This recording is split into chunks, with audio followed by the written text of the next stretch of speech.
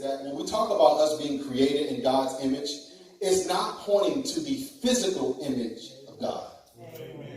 It's not pointing to the physical image of God. It's more so pointing to the spiritual image of God. Okay? Because throughout Scripture, every time you see a command that God gives us, he never commands us to look like him. He commands us to be like him. Amen.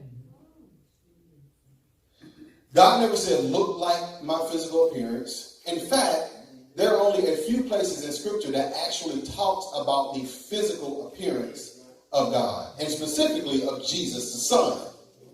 Mm-hmm. Revelations 19, Daniel chapter 7. You see the glorified Son coming down.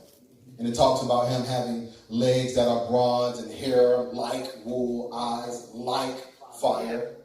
All those terms are what you call similes. They're like fire. His hair is like wool. His legs were bronze. His legs were like bronze. Okay? So the image of God is not specifically about his physical being, but about his spiritual being. John Ortberg said this. Write this down. This is a quote, and I love this quote. He says, God has not called us to be human doers, but human beings.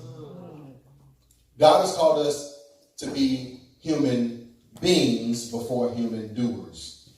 We often get that backwards because we think that there's something that we need to do first to be. But the reality is that when you become, you will then do. Okay. Become first, and then your doing will follow that.